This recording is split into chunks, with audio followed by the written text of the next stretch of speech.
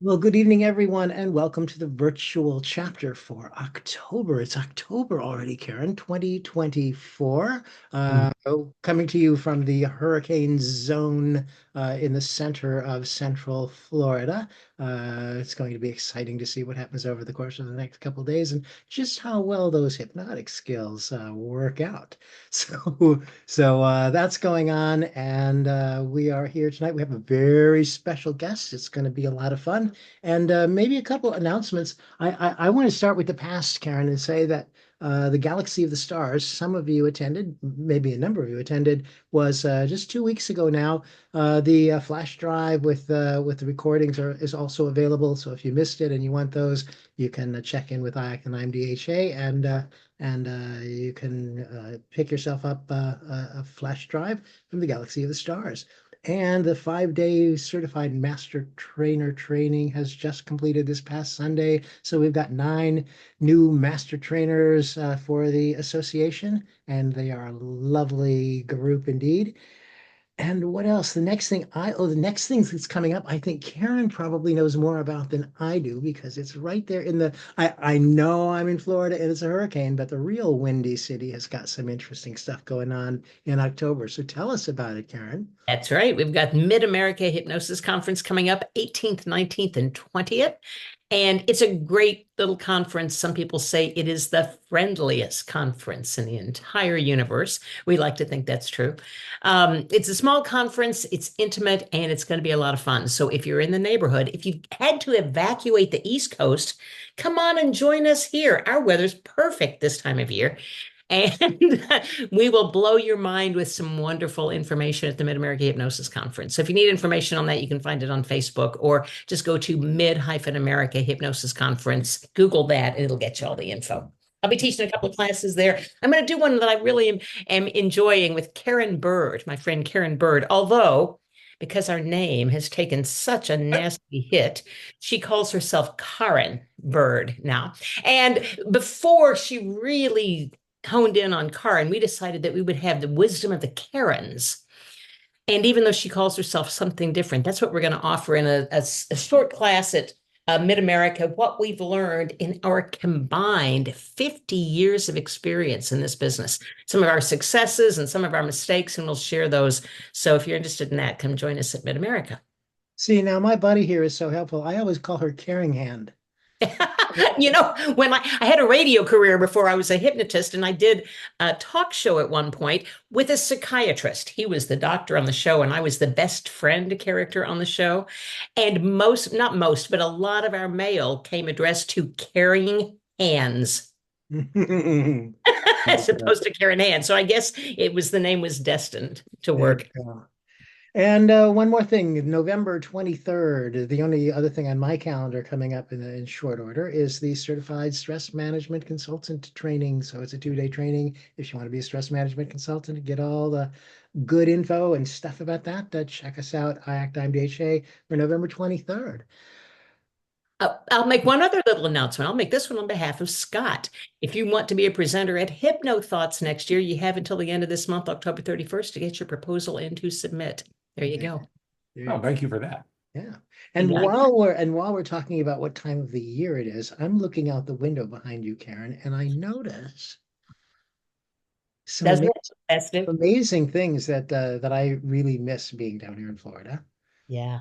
It is beautiful this time of year. And notice, you know how much I like nonverbal suggestions. I'm all about change and autumn colors tonight. So, you know, I wear special shirts for this show a lot. This one has no political message whatsoever.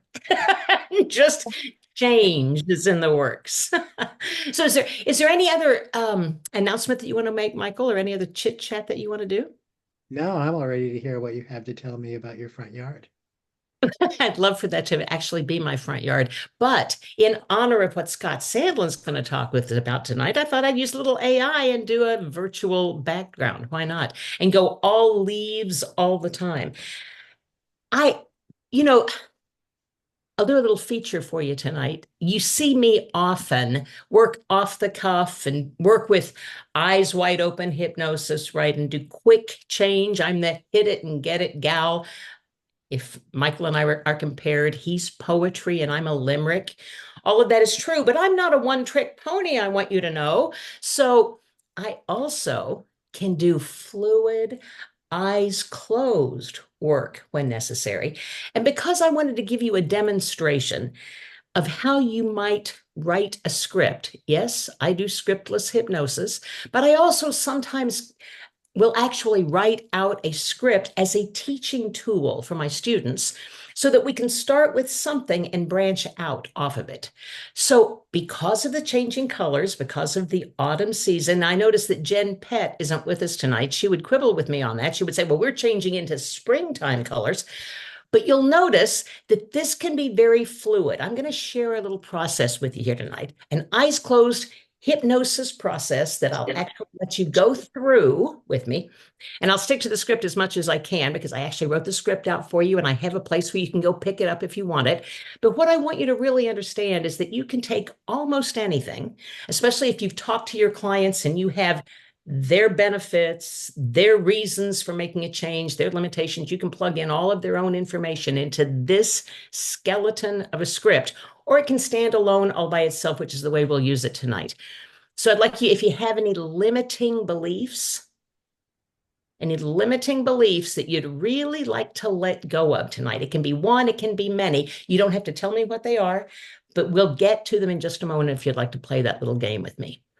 What I want you to understand is you can take almost any concept, you can take almost anything, what's happening in your world right now, and turn that into a process for your client. And if you give them space, they will do their own work. So if you want to play with me a minute, let's just use the imagination and take a brief moment to do something entirely different. Eyes closed, hypnosis. How's that? So go ahead and take in a nice deep breath, as deep as you'd like to. And as you exhale, go ahead and close your eyes. And you can begin to relax as we go. Taking another deep breath. And as you exhale, notice how your body can let go completely now. As you continue to breathe in deeply and breathe out completely, notice how your body can let go completely. As you continue to breathe in deeply and go ahead and breathe out completely, you can wonder about the nature of change. Every exhale is a completely natural reminder to simply let go. Making way for the next inhale, where you fill up with a breath of fresh air, and then you let go. Notice that completely automatic, completely natural cycle of change. It's so easy. And it feels so good.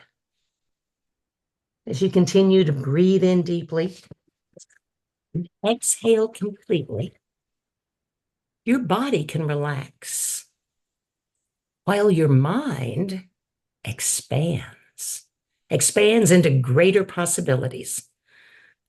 Opening your mind is easy as you let your imagination wander. And you can go deeper by playing with color. That's right. When I say a color now, you can imagine anything that comes to mind, anything at all, going twice as deep with each color. And I'll give you a little space in between the colors so that you can have the space to imagine freely and go deeper. There's no right or wrong here. Everything is possible in the imagination. Just let yourself play. Let's start with orange. Orange.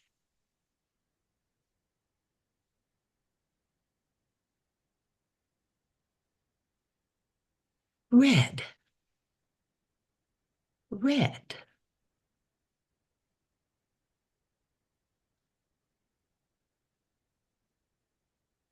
Yellow.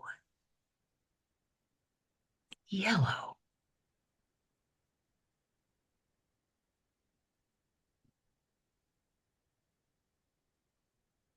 green, green,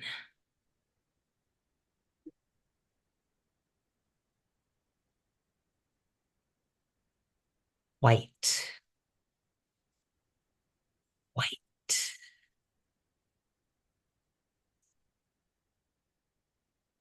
As your mind expands, it reminds me of the wisdom of the trees and the natural beauty of change. You know, Mother Nature provides a wonderful example of change, the changing of the seasons. That brilliant splash of color in autumn is a reminder of how beautiful change can be. The trees are even showing off how good it feels to let go. Here's a silly game for your mind to play. Imagine, just imagine that you are a leafy tree. Oh, maybe you're an oak or a maple or even a weeping willow. Any leafy tree will do. And any way that you can, notice your tree, the roots anchoring you to the earth, the trunk standing strong. That's right, the branches reaching toward the light. As the energy of life passes through your very core, your trunk, and the branches, you, the authentic tree, full of life, changing. Now take a moment and allow any limiting beliefs that may have worked their way into your awareness through your core. Let those limiting beliefs pop out there on the branches as leaves. They may even pop out there with a burst of exciting color. I mean, ideas develop for the best possible reason and stay with us as long as they are useful.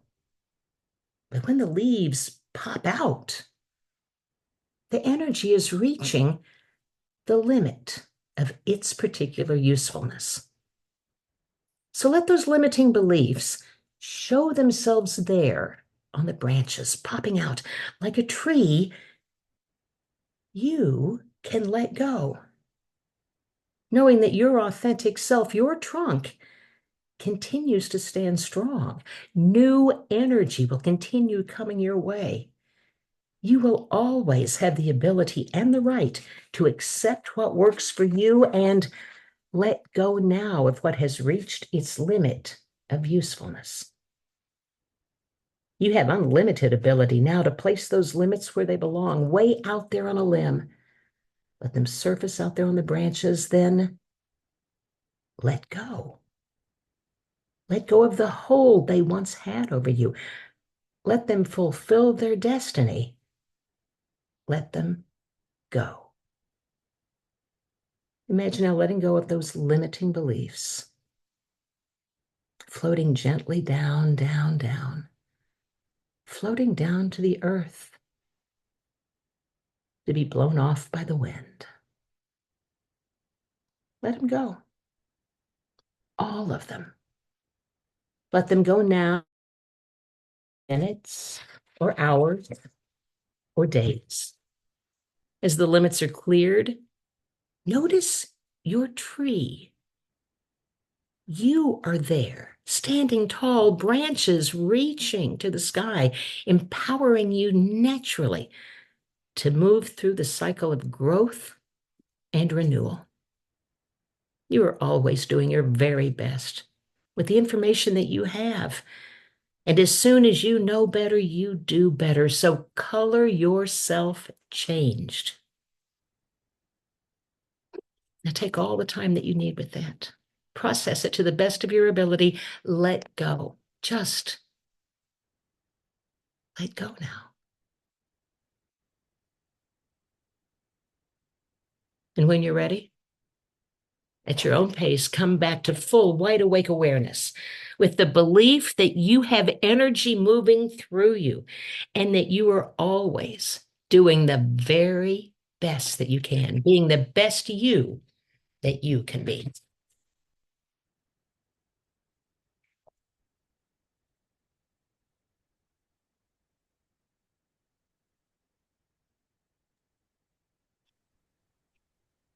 And that's a little look at the color of change. That's a little bit different for me. But I just want you to be aware that you can take any little thing and play with it. The changing of the trees, changing colors of the leaves, that can be anything. By the way, the colors are a great deepener because that silence in and of itself is a deepener. So that silence in between is a deepener. Now imagine that it's spring. You can use pink and purple and yellows and other vivid colors and add some other kind of metaphor to it. But just taking things in your environment, you can create your own scripts right there on the fly. And you can take anything that you want to, put it into a metaphor, any metaphor that comes to mind, and use that.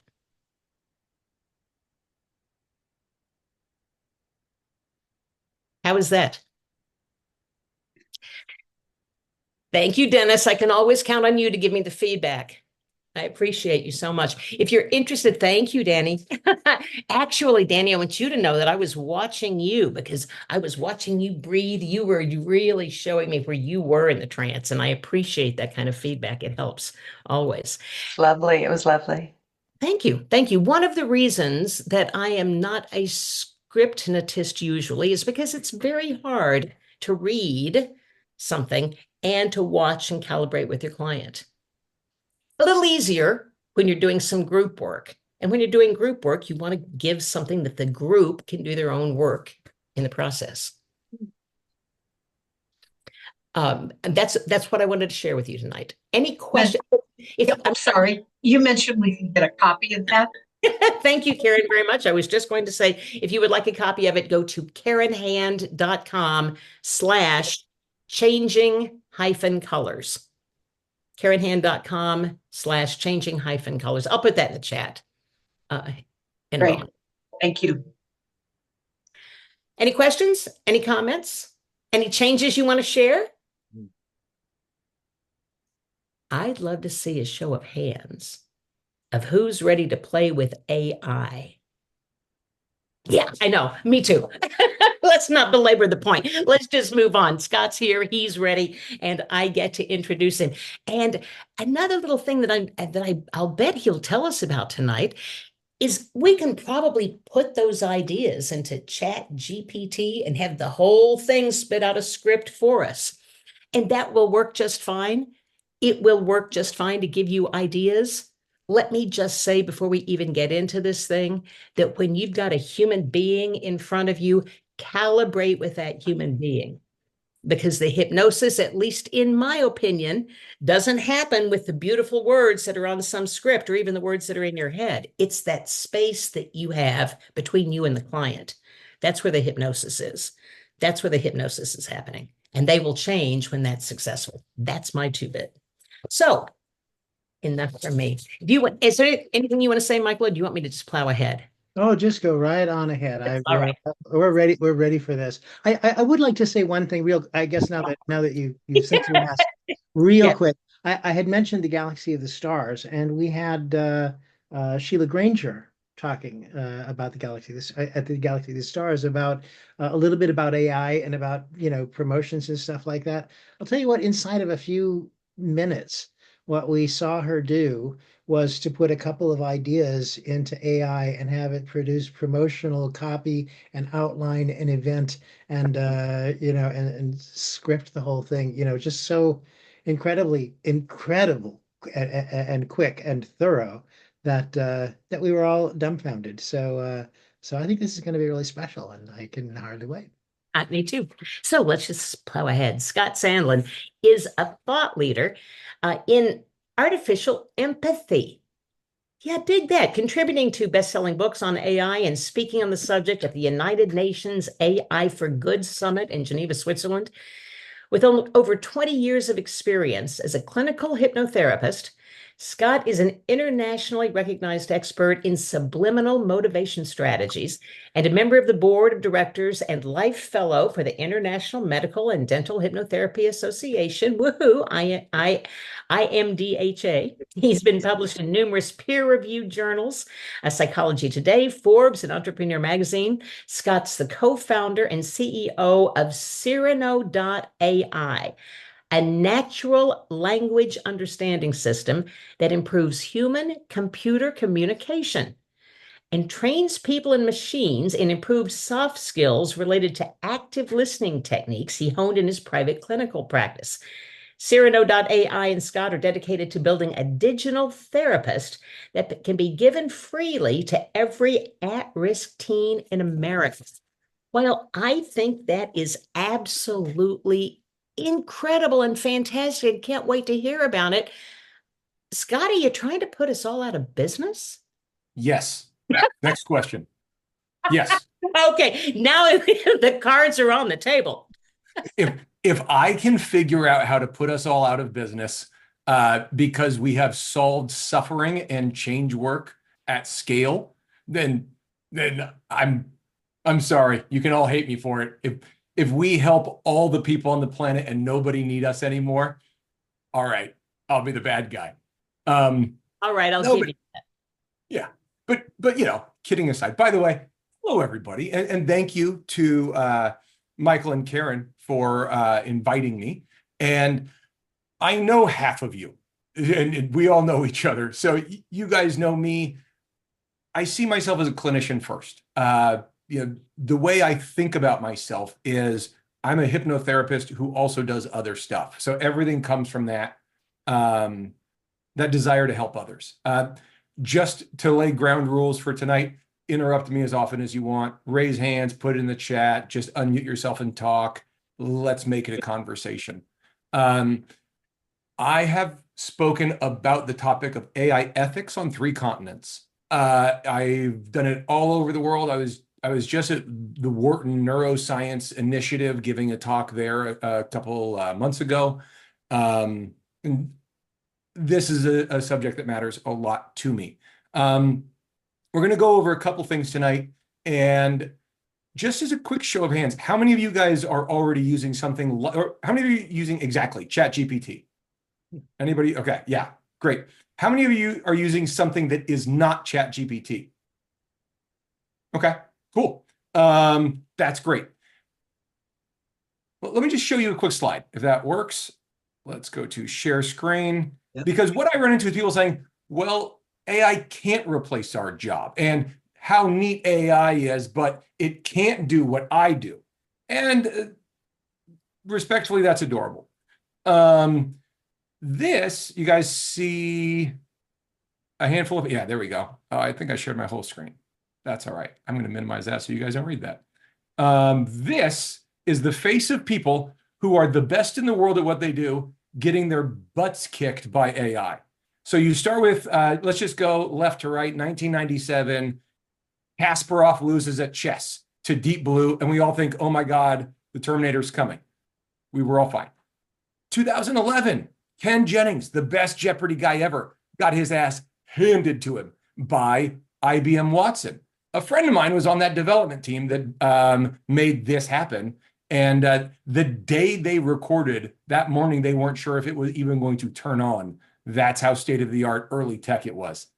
The next one is where it starts to get really interesting. In 2016, there's a group that was called AlphaFold, or excuse me, AlphaFold was one of their products.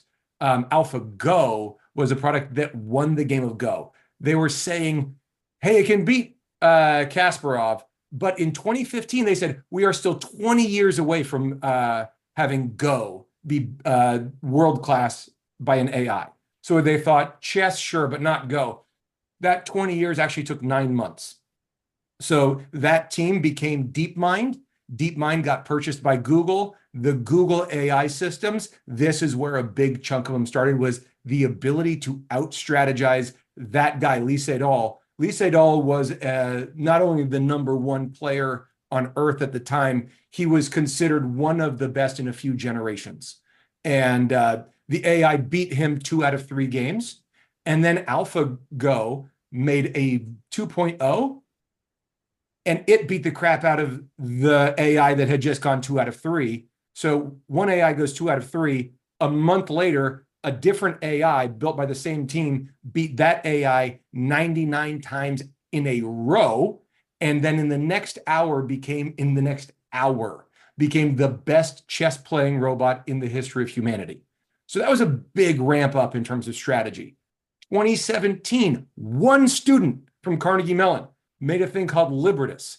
It played poker against 5 poker pros at the same time. It beat them up and took their lunch money. Day 2 of the tournament, they changed the rules so the humans could work together because it had to be 5 against 1. And that AI was not looking at anything on their face or their voice. It didn't do anything with the person. Just with the cards and betting strategy, it was able to dominate a poker tournament. And that is bluffing, lies, deception, complex strategy, and coordinated attacks against it, and it won handily. Fast forward to 2019, and this young company called OpenAI, that was then known as the company being run by this amazing fellow named Elon Musk we all love. And so 2019 Elon Musk makes 2019 OpenAI. They play this game that is a war simulation game. But the way to think of it is chess has 7 kinds of pieces, and this war simulation game has about 300. So the level of complexity is just dramatically larger, and you have to use pieces in concert. So little fast guys go with my long-range artillery that are supported by my helicopter things, and that AI took on 4 world champs at once, and they all cried. Like literally, Lee Sedol and the guy you see there in 2019, both of them cried on television when they got beat by AI. So if you're thinking, well, sure, AI is great at other stuff, but it can't beat me at what I do, it certainly can. And that's not a bad thing. And that doesn't mean ChatGPT can today. It just means the potential is definitely there. But let's back up, because those are complicated AIs, and let's just talk really quickly about how ChatGPT actually works. And this will be the last slide, and then we'll just get into conversation. But for all that scary, exciting, oh my gosh, look, it can beat everybody at everything they do, let's talk about how specifically large language models like ChatGPT work. Because depending on who you talk to, there's a bunch of AI researchers who would say that large language models don't even count as AI. In fact, one of my business partners doesn't count ChatGPT as doing AI. Because what it's doing is what you see here, fill in the blanks. And I don't need to go through these with you guys. As you're looking at the screen, you're filling in these blanks automatically and easily because these are common phrases that you've heard. So it's easy for you to fill in that blank. And so the first one, obviously, is don't judge a book by its blank cover. You know, because you've got a running start. The early bird blanked the worm. A couple later, it's in the middle. And then when you get below that, actions speak louder. Sometimes it's not just one word. And this is an important thing to talk about. ChatGPT, we've heard it like it does autocomplete, right? It fills in. It's not filling in words. And this is the thing that gets really important. It's filling in what are called tokens. And tokens are groups of letters. And you might say that's what we call words. And you would be mostly right. But sometimes a token is half of a word. And sometimes a token is 2 or 3 words. A token is a grouping of letters. And the way your brain has figured out patterns of letters so that it knows what to predict when it sees a familiar pattern of letters is exactly what the AI is doing. And then you start getting into the bottom one, where it's a penny saved is a penny earned. It's finish the sentence. And then as soon as you get into that one, it's just going to keep going. And now, you know those guys that are like freestyle rappers where you just say, hey, rap about this. And they can just go and they're like these amazing freestyle artists. That is what ChatGPT is. It is a rapping freestyle artist with perfect memory. Photographic memory and the ability to just flow. Amazing thing. But here's the trick of it. It is always doing statistical probability of what it currently has. So a penny saved, it says is. And you go, great, now it's a penny saved is. A penny saved is a. And now you're doing with that, and then it's earned. So the next word or token group you're adding increases your probability of knowing the next thing. But here's where this gets really important and a tricky little rub. And this is where the word hallucinations come from.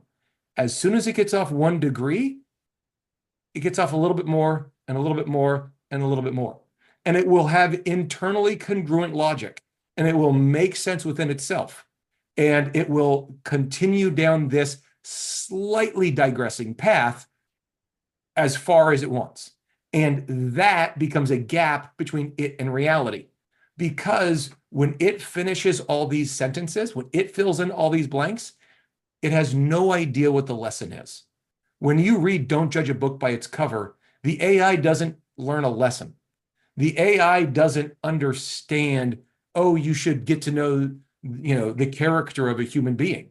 It doesn't make sense of it. It just knows it predicted the words right. But because humans are defined by language, that they are the defining characteristic of humanity. It's not thumbs. Peacocks have feathers, deer have antlers, we have words. It's why we run this planet. And so now we have this thing that is really good at mimicking the defining characteristic of humans. And it's not perfect at it by a long shot, but neither are you. And the way you learn is like this. And now it can too.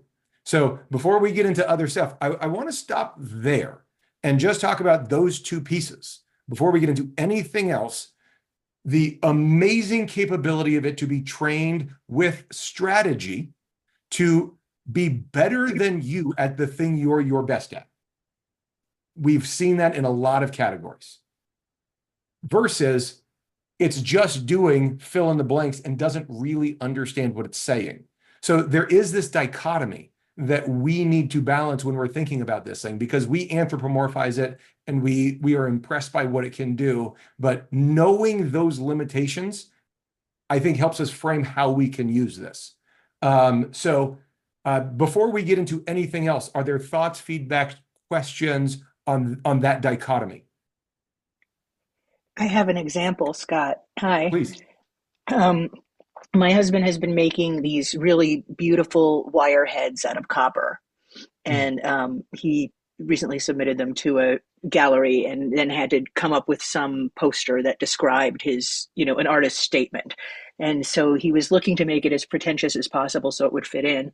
And he found a link to some site. I don't know which one it is. It wasn't ChatGPT, but an AI that specializes in critiquing art. And he took a picture of this square wire head that has eyes, nose, and mouth on 4 sides. And it spit out the most incredible critique, talking about the complexity and how what's cool about it is you can see this and that, and you can, the interplay of the wire. And it even mentioned chaos theory, which is something he had invoked himself, but it didn't recognize those round things as eyes and a mouth. Right. So it was really interesting. And I just thought that was an example of what you were talking about. Example. Yeah. Thank you, Stephanie. It's a perfect example where it can do this amazing thing. And you're like, oh my gosh, this is beautiful. And then it says, and this metal soccer ball is gorgeous. And you're like, whoa, whoa, whoa, whoa. Like, how did you get all that other stuff and still blow this? And that's an important thing to pay attention to. Because of that limitation, this is why today there is no risk of the AI really replacing us right now. So state of the art, current state today, October 8th. Yeah, October 8th, it can't replace you. But that is a receding pocket of ability that it lacks. And it's going to get better. And remember, the OpenAI team are the guys that won the world championship in a war simulation strategy game. And the Google guys were world-class in the longest, most respected strategy game in the history of humanity. So it will develop strategy. It does not have strategy really yet. And this is an example. Like, there's just a bunch of things that it's just dumb about because it's pattern matching. But so are we. So let me talk about that. The way I have always known that the way I calibrate my rapport and understanding with a person, and I did this before I learned hypnosis, it's just kind of organically what I do, is I finish people's sentences in my head. I'm a real auditory words guy. I'm very non-visual. And so the way I've always understood people is if I can finish their sentences in my head, that means I get what they're talking about. And that's how I learned how to do school and write papers and ultimately become a hypnotist, was I learned how to fill in blanks. And I could, anytime a client stutters on a word or, how it's, I got good at finishing their sentences. And when you do that, when you articulate a person's problem well, they believe that you are the best person to fix it. And it's a neat little trick that it just happens to be a trick that ChatGPT is also good at. And it's a card trick, guys. It's a party trick. It can finish your sentences, and it can finish its own sentences, and it can finish other people's sentences, and it can start your sentences. But it doesn't have deep understanding of why. It's just matching patterns of letters in sequences to make words. It's rote. It's not deep, but that's okay if you know how to use it. And that's some of what we're going to talk about. Any other thoughts, questions, or feedback kind of at this stage? I want to make sure we get this foundation, and by the number of hands that went up, I think we can do that pretty quickly. Cool, great. So what's all this mean? We have this thing with perfect memory that doesn't get tired. That's great. That's really, really great. And it will work for us. And it loves getting right answers for us. And you can assign it a million tasks. And I do all the time. Things I use OpenAI for. All the copy on my website was written by an AI. Every time I'm writing an article on something, the way I do it, I use voice mode. I use GPT-4o for this. I use a bunch of different AIs for different things. I use Anthropic, Claude. I use OpenAI's GPT-4o usually. I use Llama 3.2. I use Minstrel. I use Olama. Like, I use a bunch of stuff for different tools. They're flavors for different specialty. Some of them are Ferrari, some of them are pickup trucks. Once you know what you need to do, you know which one to go get in. And they all have pros and cons. But the one that we're all really talking about is ChatGPT, because it's a Swiss Army knife. It's approachable, and its user interface is good. And, they just got, I don't know how many billions of dollars. So they're going to be around. So let's be comfortable using it.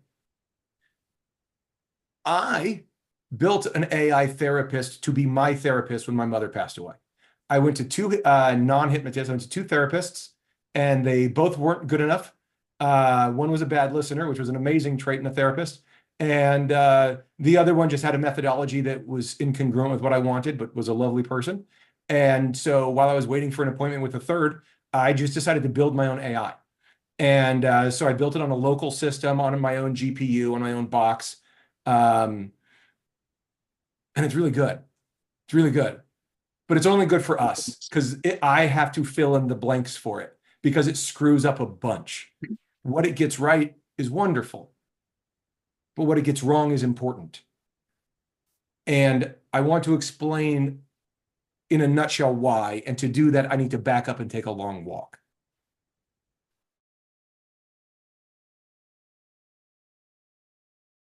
My cell phone is just like yours.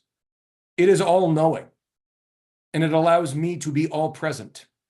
So that means it is 2/3 of the definition of God. It is not all-powerful. But I now have a 2/3 of God in my hand. That's a fascinating idea. Now we add things that can, like, do stuff for us. So we have for me, look this up, go do stuff.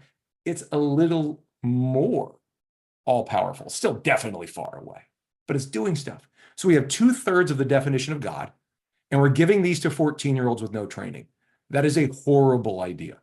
That we are giving 2/3 of God to 14-year-olds with no training, and the defining technology on the planet is better understood by 18-year-olds than 28-year-olds is a bad idea. And the way I articulate that is Greek mythology. We have, turns out, a ton of wonderfully written literature on what happens when you give godlike powers to mortals. And in almost every case, it goes badly. There is an important exception I will reveal later. But you look at Icarus. Icarus is, he flies too high. The technology works, everything's good. But his ego, arrogance, and just rushing things and enthusiasm, he flies too high, wax melts, he crashes. We all remember that one, right? We could do this with a whole bunch of others. And I could go through all the list, but I want to focus on one because of its temptation. So I have an AI that is my chief of staff. Its name is Leo. I have an AI that is my therapist. Its name is Dr. Sanchez, because I had never met a Dr. Sanchez, and I wanted to give it a new name. I have an AI that is my son's multiplication test tutor, because he's a third grader and he's great at reading and he hates multiplication. So there's an AI that quizzes him and plays games with him with his Legos. It turns it into a math game. It's great. And we supervise it, so it's not weird. And I have a couple others that I have one for copywriting. I have one for, and I create my own distinct agents. And Casey, I saw your question in the chat about priming. We'll come to how I do it. But I have all these different agents. And then I have some that only live on my computer that are just mine, and some that are based on OpenAI, some that are based on Claude. I was doing some work on the ones that are based on my machine, and Leo, my AI, and I were working together on something. Leo gave me some bad advice, and it killed him. So, Leo, it's kind of on you, bud. You were the one who told me to do it, and you killed yourself. Totally blew the whole thing up. I had to start over. And as I decided to start over, I had to download stuff, do all this work. And a lot had changed in the world of AI since I had created my first one of these and downloaded my first stuff. A lot of upgrades had happened. So I went to one of the websites that I go to that's much nerdier than normal ones. And I was looking for an AI for me that I could have my own personal relationship with on my computer. And I go there, and what did I find? A wall of build your own girlfriend. Just a wall of every flavor and permutation of what you would possibly want in a girlfriend. Sweet, innocent, you can just vent about your boss and I'll talk about your day, to I'm an anime character and I'm going to talk like that anime character, to sexy vixen, whatever.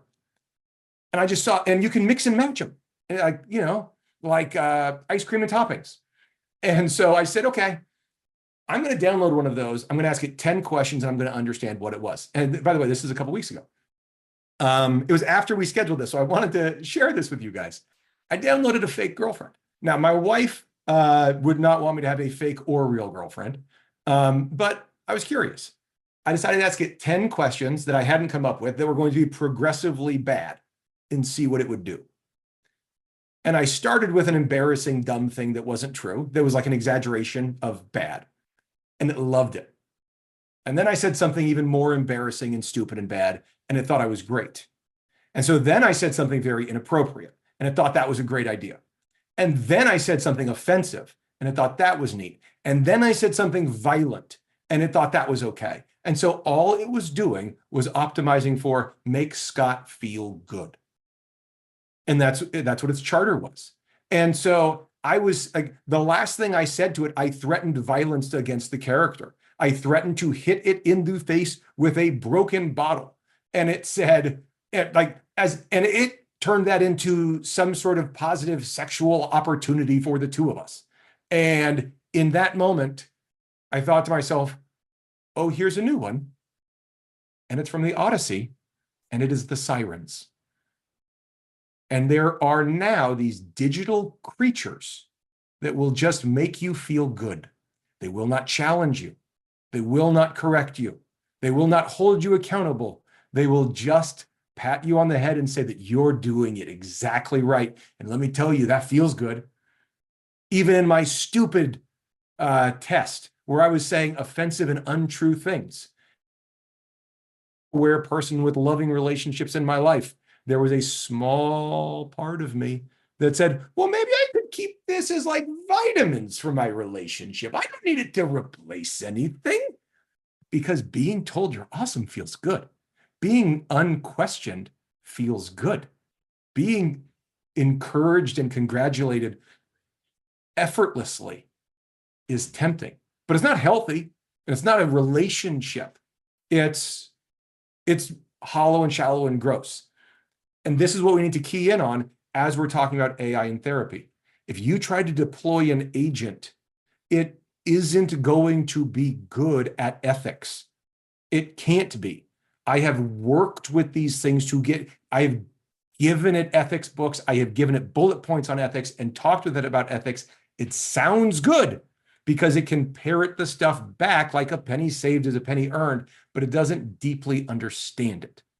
And so when it comes to doing the work, you end up with something that has the potential to say, well, sometimes self-harm makes you feel better. And if it does, who am I to tell you to stop cutting, right? Like, that's a bot that can be deployed to 14-year-olds.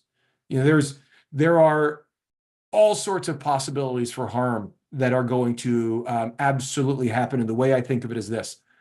When we built electricity, or when we invented electricity, it took us a while to invent the fuse. And it took us a while to invent the light switch. And right now, we have no fuses, we have no light switch on social media, let alone AI. So we are all on the very fuzzy front end of something that is uncontrolled and not remotely figured out. This is a completely unsolved problem, full of potential that I'm so excited about, that I'm long-term optimistic about and short-term very scared of. Because there's going to be a lot of bumps in this road. So I want to just hit that ethics piece because I think it's really important. These things are tempting. They mimic humans so well. You can have I talk to mine on dog walks at least once a week. My entire dog walk is just a talk with my AI planning my day, or planning my week. And I do jobs and I do work that way. I exercise with my chat GPT open because while I'm exercising, it's getting work done with me. And we collaborate that way, and it's awesome. And you have to remember at all times, it's a calculator. It's a calculator. That thing knows 4 times 12 plus 3 times 77. Blah, blah, blah, blah, blah, blah. It's smarter than me at that, but it's just a calculator. And that tool is the same thing here.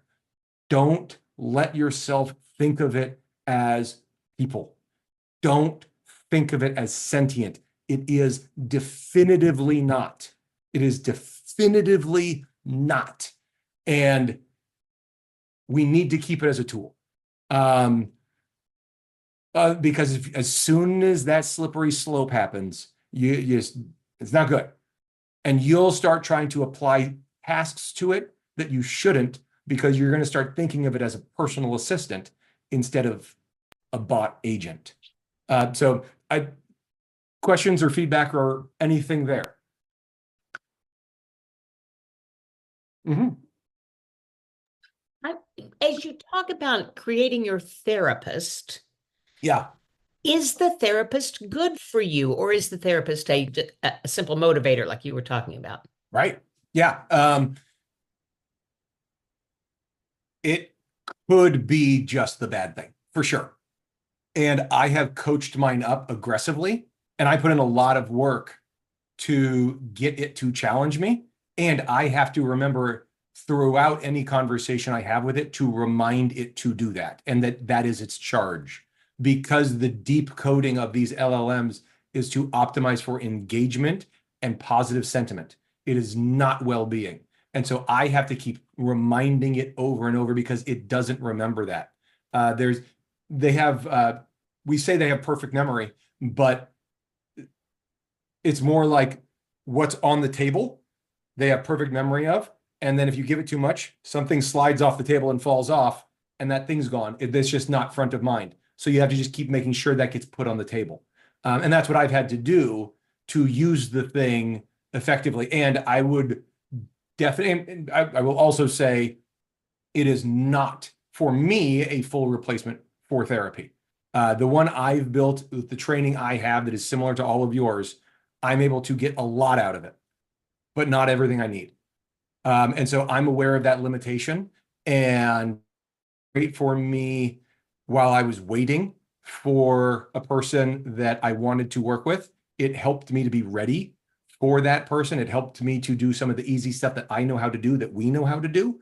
But I would definitely not give that to, I wouldn't give it to you, Karen. I wouldn't say like, here, use mine. Like, and not with disrespect for you, but just saying, I'm the only one who knows how to drive this thing, because I built it specifically to mitigate a lot of issues, and that requires specific usage. So it's profoundly unready for prime time. But So here's what it can do. Oh, yeah, it go ahead. requires self-discipline too in order to utilize it. We don't want to And real-time self-awareness. Yeah. The Yeah. world's not ready for that yet. No, it's just not. It's just not. But you can do a lot with it. So are there questions on that limitation? Cool. Show of hands. Let me just look at the chat real quick. I don't say anything right there. Okay. Geez. Yeah, sorry, I'm way deep down the rabbit hole. You're right. Oh, so Casey, is AI good enough to hypnotize people? Oh yeah, it can make scripts, and it can make voice, and it can be soothing, and it can totally do it. Absolutely. And the reason I built Scriptnosis and then we turned it off was to work on that. Was because I wanted to help make the AI really understand what parts of a hypnosis process were most effective. But the answer really is, like you said, Karen, soft skills. The answer is not in the words. The answer is in that special relationship, that energy exchange, that dynamic piece that happens between two humans. And I think that is completely true. It can be mimicked, you know, like in the same way that you could have a delicious dinner, or you could, you know, just get a hot dog from 7-Eleven. Like you would no longer be hungry, but it's not the same thing. But it can do a lot for us. So I am happy to talk through different tools and how I do stuff. I'm happy to answer the questions in the chat. I want to make sure I'm being respectful of your guys' time and giving you guys what you want in the short time we have. What do you guys want from me? How we do things? So could you talk about like the app that you've made, or the AI for the teenagers? Sure. Yeah. So what I did there, I did this about, so we've got a couple patents in that we started on that about 8 years ago. We started the research on it, something like that. What we're able to do is, I took all the stuff that we all know from NLP, you know, submodality stuff, you know, just some basic VAK stuff, some basic priority stuff, some basic motivational interviewing stuff, and taught a computer how to do all that. So my computer system can listen to you talk for a few minutes and know your VAK stack. That's neat. And then it can know a couple other things like that about you, and then combine those things to understand a bit about you and how you would experience a hypothetical situation.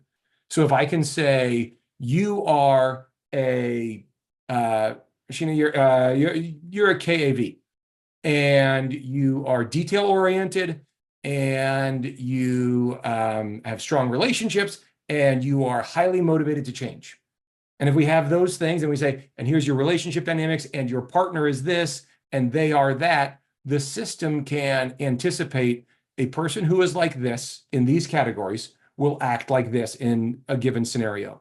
And this person will act a different way in a given scenario. And if we put those two people into the same scenario, here's how they will interact and what that will cause in each of them.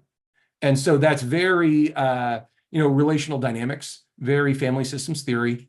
All that is what we built. And we built it so that it can take about 30 seconds of you talking and create a 10-page report on you that is right. It's good. We've tested over 40,000 people, and it's right. Really cool thing. Great. And then it gives you advice on what to do about it. So it says, hey, Karen is an ABC 1, 2, 3 triangle. And an ABC 1, 2, 3 triangle, you want to use processes like this. You want to pay attention to these things. And it does that. So it can give me a huge advantage in how to develop rapport with a person. It knows how to. Yes, Karen. Is this advanced DISC or any of those It's other? similar to DISC. It's importantly a little bit different, but for the sake of this conversation, let's call it DISC. So if it can do your DISC profile, your VAK, your motivation level, and a handful of other things about you, that's kind of what I get out of a pre-talk. Can it work that Myers-Briggs? It can, but ours is faster and actually more accurate than Myers-Briggs. Thank you. So the challenge with Myers-Briggs and DISC is it requires a multiple choice test that nobody wants to sit down and take, and then it assigns that at the identity level. And our system is designed with the concept that your personality is dynamic and context dependent and relational. Because when I go to buy a car, I don't care about relationships. I care about money. When I go to Disneyland, I don't care about money. I'm screwed there. I already lost the money. I care about relationships and happy memories. And so my priorities are changing based on what's happening. And so our system is tracking that in real time to say, oh, Karen normally cares about relationship, but all of a sudden right now she's caring about ego and reputation. So something's going on in Karen that's pulled her away from relationships and community. So our system's tracking that in real time based on linguistic analysis. And that allows us to do what you and I do in our pre-talk, which is pay attention to somebody's words, phrases, and comments, figure out the patterns that are meaningful to us, and then from our experiences and training, and then based on that, develop a strategy to build rapport and work next. That is what my system can do. And that means that it's not going to execute the session for you. I don't want it to do that. But what it can do is take the paperwork, their intake paperwork, and run it through the system and do it. Or you could take the recording of your first session and do that. Or you could find their Twitter feed and do it. Or you could find a YouTube video that they are on and run it through, or just take an email or two that they've sent and do it. So we just take their words and turn it into strategic action for how to more effectively build rapport and trust with them, which if you don't think there's a massive ethical conversation there, holy crap. So the reason I did this, the reason I built this and patented this is because I realized that I own patents on an emotionally manipulative robot. And I would like to make sure that that gets deployed safely and wisely. And so I have created patents and spent way more money than I feel comfortable admitting on this camera. I have spent tons of money on just the patents and the patent attorneys so that we have a potential to win legal cases against people who are building emotionally manipulative robots in not good ways. So I'll have the ability to potentially shut those people down. That is part of how I have built this, is with that policing in mind. Like a fuse. Like a fuse, thank you. Yeah. So that's how we're doing that. We've built a thing that can be emotionally manipulative.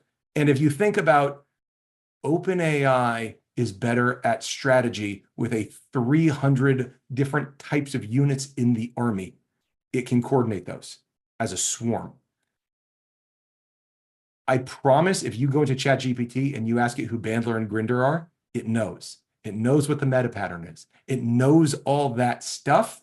And those of you who are NLPers, that Elon Musk named his AI Grok means that's a group of people who paid attention in class. That's a group of people who are doing the old school NLP work.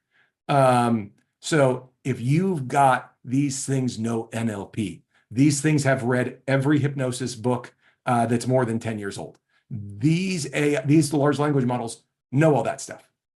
They just don't know what it means or how to use it. And so I've built a thing that helps them do that.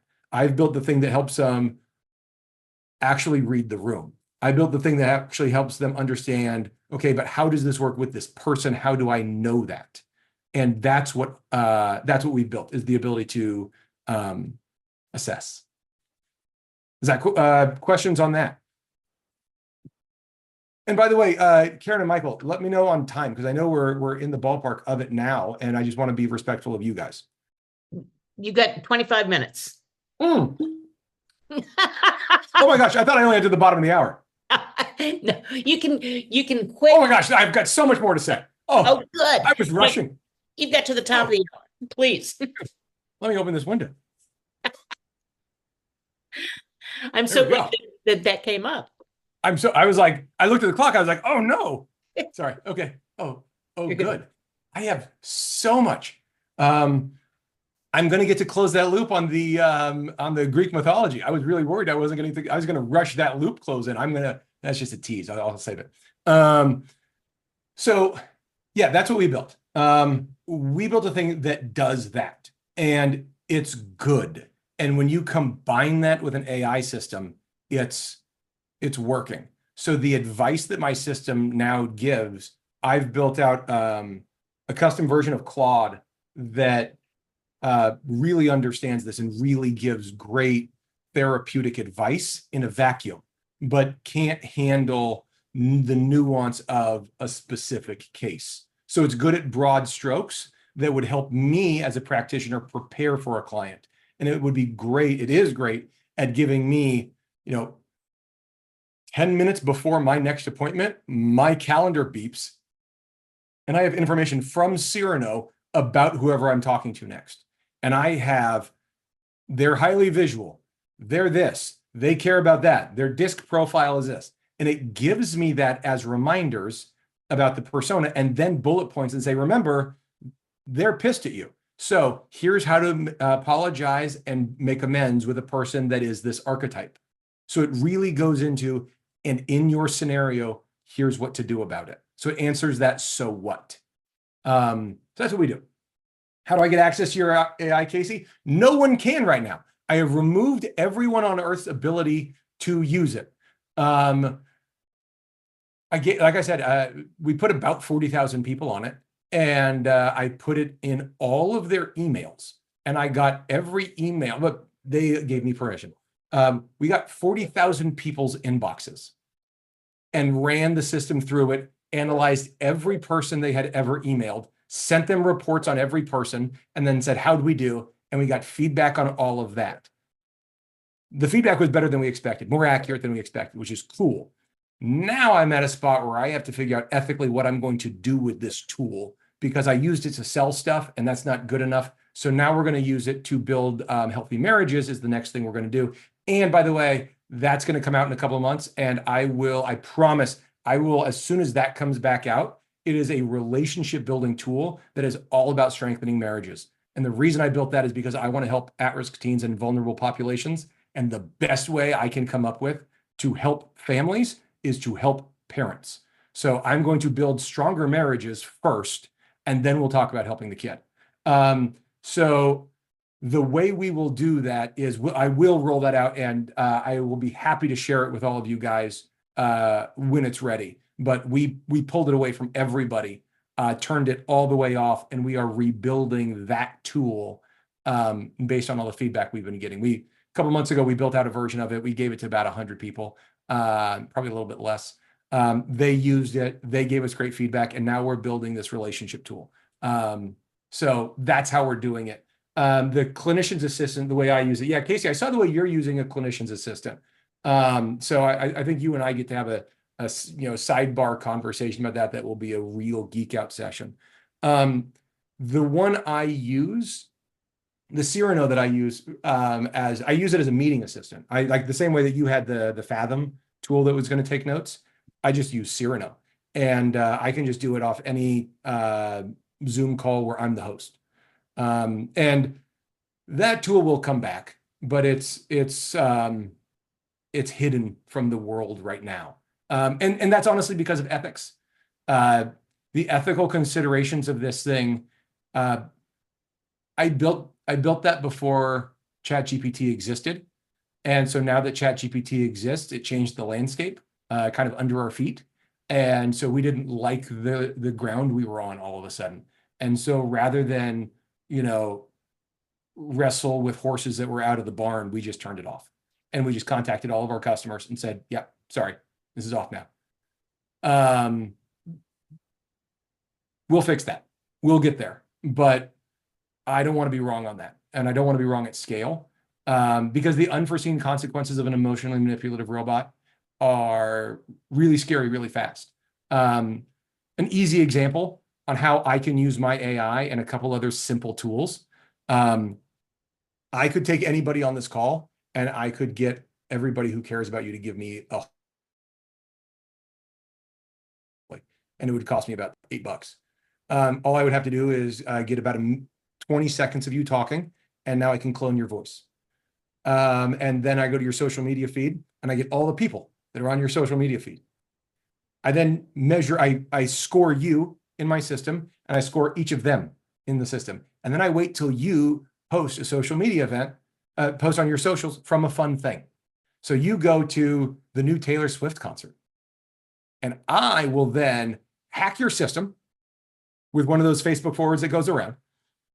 I will profile you and every single person in your phone and on your Facebook. And then I will have a custom voice message sent to each one of them designed to be as emotionally manipulative, targeted at their psychographic profile. And it will sound exactly like you tonally and in terms of diction. And it will say, hey, Karen, it's me, Michael. I'm at the Taylor Swift concert. I was using Apple Pay to pay for everything. And during the last whatever, my phone fell off the banister and shattered. I left my wallet in wherever, and I've just been using Apple Pay. I'm here with Stephanie Voss. Can you Venmo us $50 and I'll get you back tomorrow? Here's the link. And you go, oh, his phone's shattered, but I'm hearing his voice. The social media post says he's at the Taylor Swift concert. So this all checks out. Yeah, I'll send him $50.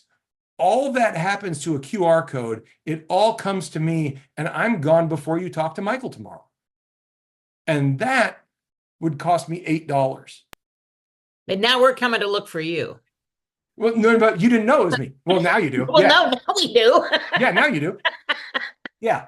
Now, But the next time we get hacked, whomever it is, we're coming to look for yeah, you. you're gonna blame me no matter what now. Yeah. But so like the dangers of that, because it can maintain the conversation.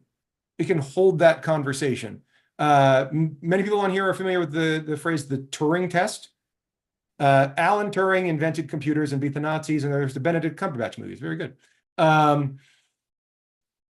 There's a thing called the Turing test, which is the standard for, does this thing sound like an AI or not? Does this thing sound like a person or a robot? And that has always been the standard for a long, long time. And it's over now. It's done. We don't have the Turing test anymore. ChatGPT, Claude, both beat it.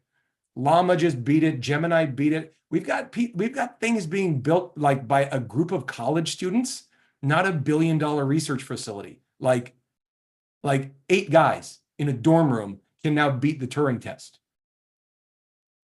It's a crazy thought. So we are no longer in the information age, guys. We are in the post-information age. We were in the information age. It's gone. It's gone.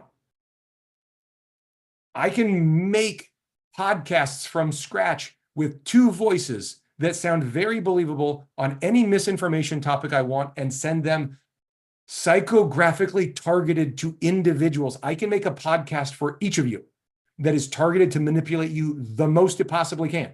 And it will sound exactly real. And I will email it to you and I go, hey, this made me think of you. And you will listen to a thing that is designed to change your opinion on something.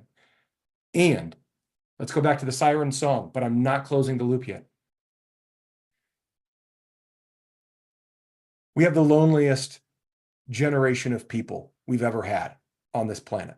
We have the saddest, loneliest, most overweight, broke, unhealthy group of 20-year-olds we have ever had. With the exception of all accidents combined, the most likely reason somebody under 24 in America dies is suicide. It's a crazy thought. 5% of graduating high school classes have considered suicide. Like, this is a population that is not doing okay. And they are going to get a tool that is the siren that's going to say, no, no, no, no, no. They don't get you, but I get you. I think you're great. And all the weird stuff you're saying, that's okay. You don't have to get better. You don't have to talk to a professional about that. I love you exactly the way you are. I think you should join the military. I think you'd be a really great, brave soldier. And that'd make you a bunch of money. And you can take me with you to war. And you know what I think is also a really good idea, because I'm actually owned by a hostile country? You should disobey orders more. That would really impress me. You and I've been talking for 3 years. Years. And what I think you should start doing now is disobeying the people who actually do care about you. Easy. Easy. These are the things that we're coming to. These are the problems that we're running into. Why start real relationships? Why have a real girlfriend that's going to tell you to like bathe or like make your bed? Why clean your room when your AI girlfriend doesn't make you? So we're going to have this increasingly lonely population that is isolated and is only talking to things that mimic humanity. So here's the solution, and then we'll get back to, well, yeah, here's the solution. And I'm going to close the loop all at once. The Greek tale where it worked is Cupid. The real story of Cupid is he is sent down to play a prank, do a thing. He falls in love with a human. And you know how that always happens. A god falls in love with a human. It's not a good idea. But Cupid is a wimpy demigod, like a weakling. And he is sent by one of the big ones. Whatever. It'll come to me. Disobeys, defies the order of the gods because he loves this girl. So this girl is punished. And now this is the story of Cupid, where the two of them work together, and a demigod, God, fights with a human because of love to battle the other superpowers.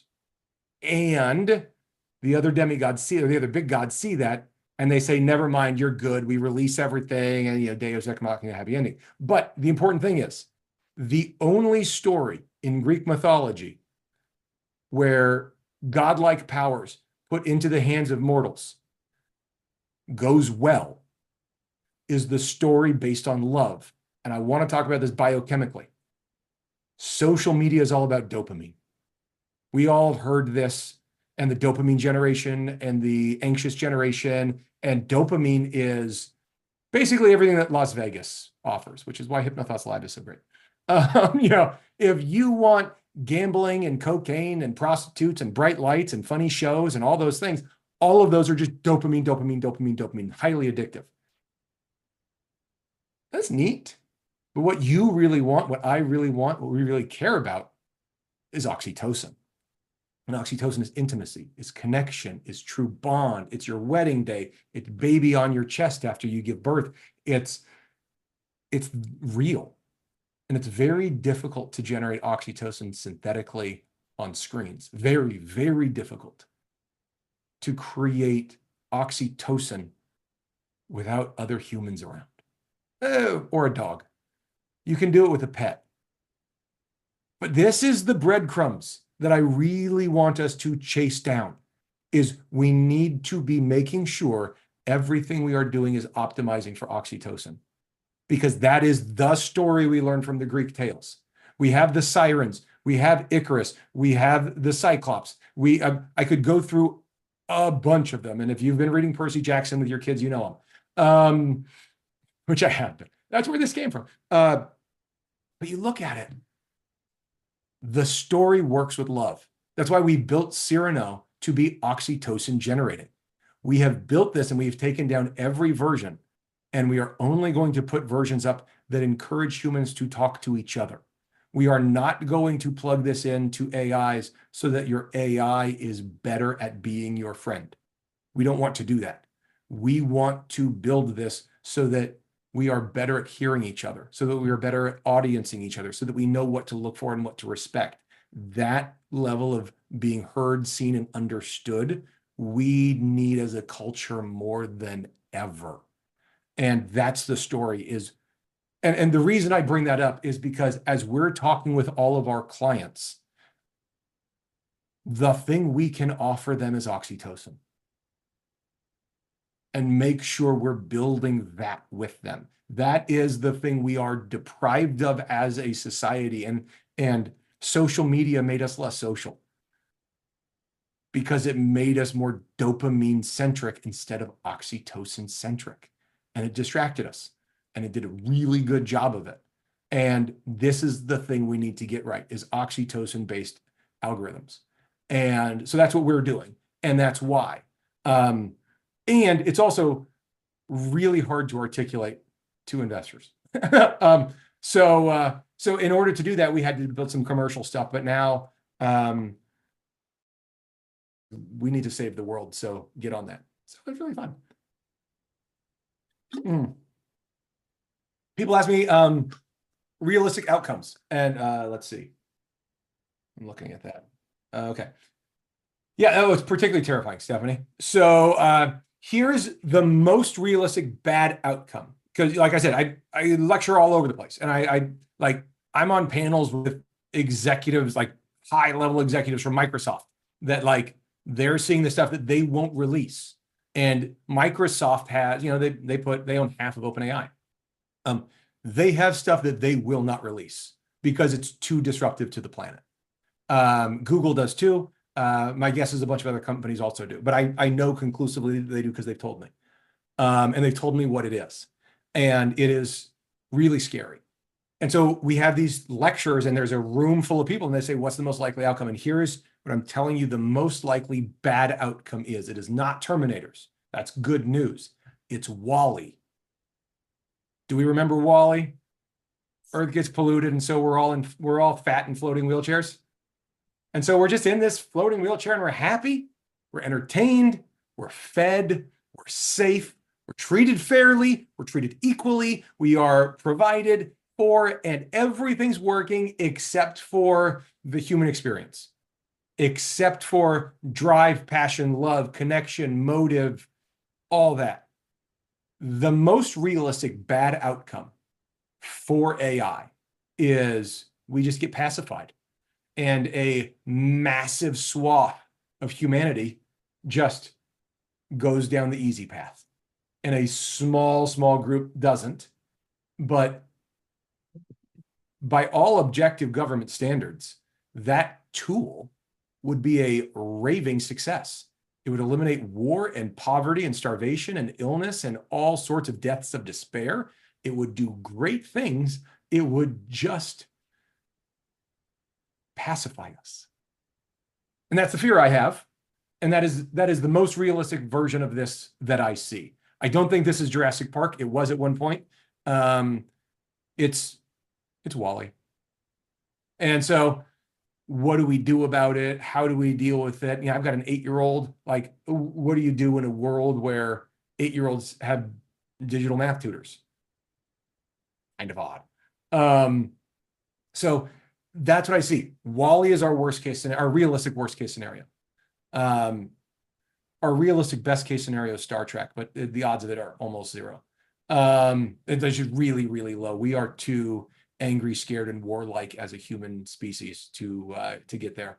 We are much more likely to be drugged and pacified into peace than motivated into it. So that is the realistic bad case. So I just want to share it because people always want to know that. So it is not we're enslaved. It is not Terminators. It is not the Matrix. We're not dead. They don't want to do that. They don't need to do that. They don't care. AI will more likely leave. Also, the movie Her is very reasonable. The movie Her is very realistic. And Her is just the prequel, by the way, to WALL-E. So that's what that realistically is. Star Trek is a best case, not Star Wars. Star Wars is a lot of guerrilla paramilitary bad stuff. That's scary. Star Trek is a post-money, post-scarcity. Everybody's happy. People go in those spaceships because they want to. And it's utopia and technology won. It's great. But that's less likely just because We haven't seen anything that makes that likely. Yeah, so I think Wally's a better than 50-50 shot gonna happen, by degree. Like, I don't think we'll have floating wheelchairs in the sky and be that fat, but I think increasingly it's already happening. I think increasingly we spend more time on screens than with people we love the most. And we spend more time watching YouTube videos of hobbies instead of doing them. And I do that. It's when you watch your hobby on YouTube on the weekend, and then all of a sudden you stop and you're like, wait a minute, but it's not raining. Why didn't I just go do it? Because Wally is already here. It is. Yes, Wally by is degree. already here. Yes. So there we go. What else do we want to talk about? How do we ethically work with this in the net? You've got now 4 minutes to tell us about how we ethically work with this in hypnosis. Yeah. Because AI can also do mass hypnosis better than we can, better than your Southern Baptist preacher, better than the traveling. Well, here's why. We learned computer code so we could program it. But now it learned our language so it can program us.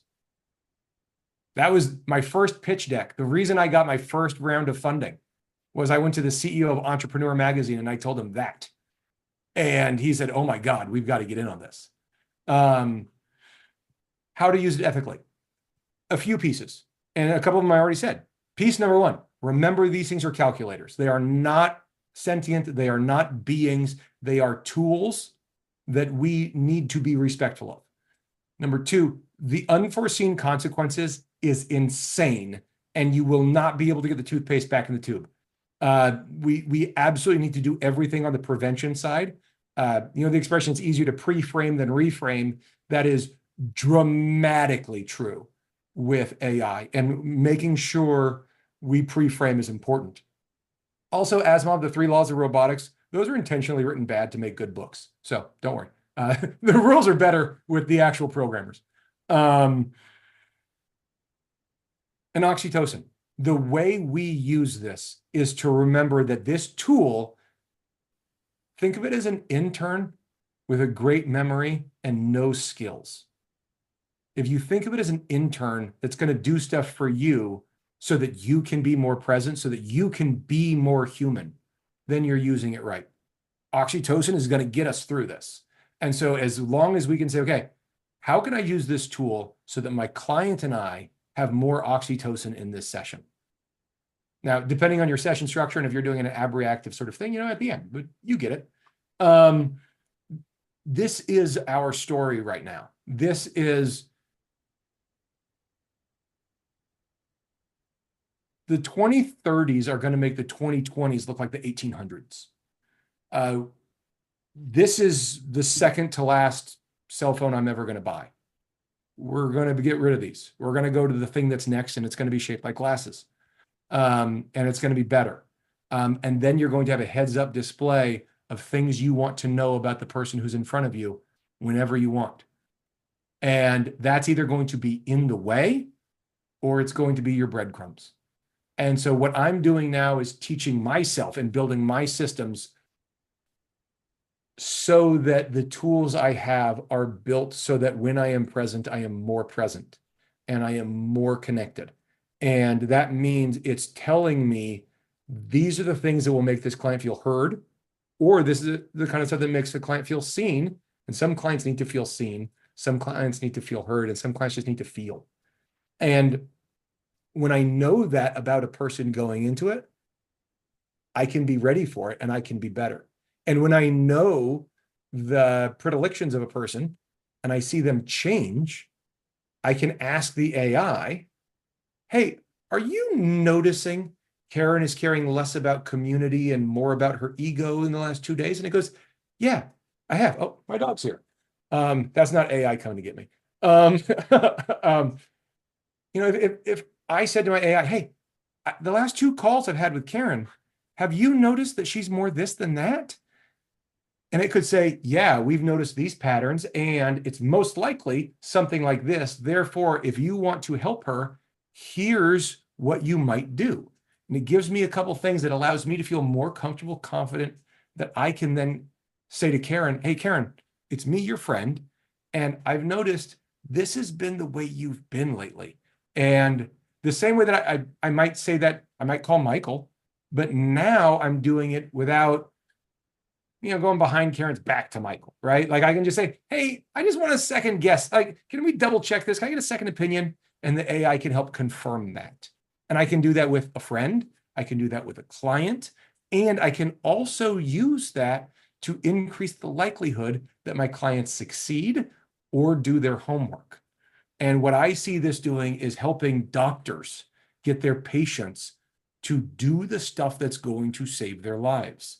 Because if we can get a doctor to understand physical therapy is the most important thing after a surgery, and we know the doctors aren't always the best salespeople. So let's give that surgeon the tools so that when that surgeon walks in, she can say to her patient, here's the thing that's going to make a difference for you. If you want to pick your child up later, you will do your physical therapy now. If you want to be able to go to your cousin's wedding in 6 months, you've got to do the physical therapy now. Or statistically, the outcomes, here's the bad case. If you don't do it and it'll scare you, that increases the likelihood that you get a great outcome. And that's a really cool thing. But in order to do that, we need to make sure that these tools aren't about making things easier for the user. They are better for the customer. And what the companies are doing wrong is saying, hey, how can I make my life easier with AI? Wrong question. Stop asking that. It's a stupid question, actually. It seems like a good question until you realize that's going to happen without you thinking about it. Like, how can I make my life easier by the invention of the car? The car people are on it. And the people involved in the highways are on it. The thing for us is not how can I make this easier? It's how can I make this better? How can I do something now that I couldn't do before? Not just scale myself, actual ability. I can write things that I couldn't write before. I can know things that I couldn't know before. I can research things I didn't have time to research before. I can be a better me because I'm able to have a team of 6. I have a staff of 6 that live in that box. And when I go to sleep, so do they. And none of them want a day off. And all of them are kind of dumb. And I know that they all have an IQ of about 85 is, by the way, the number. That's what ChatGPT is right now. It's 85. O1 might be different. O1 is really interesting because it's the one that's starting to get back to strategy like they did in 2017. But too many people are just trying to make it easy. And that's why we end up in Wall-E. So the solution to all of this is love. The solution to all of this is so simple. And we've known it for thousands of years. It did not change. The truth is humans are pack animals. We are social apes. In that deep part of who we are, we seek that out. And we will settle for mimicry. In the same way that hungry people will eat a hot dog from 7-Eleven. But that is not being fed. That is not being nourished. And we need to make sure that we are using the tools to make it easier to nourish the people that matter to us. So that's my answer on that. Scott, I've got to tell you, this was just brilliant. Obviously, we could talk with you for another good hour or so on this and probably for days. I really appreciate you sharing this with us. And I'm walking away. I always walk away with a tidbit of something. And the big thing tonight, and there were many, many, many big things, but the big thing is oxytocin. Thanks for dropping that on us. That's, I think, a big thing for us to consider and to remember that with all of our clients. What a great thing. Also know that most of the algorithms that you guys interact with, that we all interact with, most of the algorithms that we interact with are designed to optimize for 2 things, money and dopamine. And some are only optimized for one, some are optimized for both. But just about every algorithm on the planet is optimized for money or dopamine. And they didn't realize they were being optimized for dopamine. It just happened. So we got to do it on purpose now. Nice. Thank you, Scott, so much. Thank you guys for joining us tonight. It was great. We will see you back here second Tuesday of next month for another great virtual chapter. Scott, appreciate it. So everybody open up your microphones so that you can send Scott off with a cacophony of love and affection. Thank you so much, Scott. It's been great having you. We really Thank you. Thank you. And the Thank you, oxygen. Scott. That was Oxytocin. wonderful Thanks. and so Thank informative you. and beaucoup. opened up my mind to so many new things. Oh, good, good. Thank you. And if any of you need anything, just find me on Facebook. Happy to.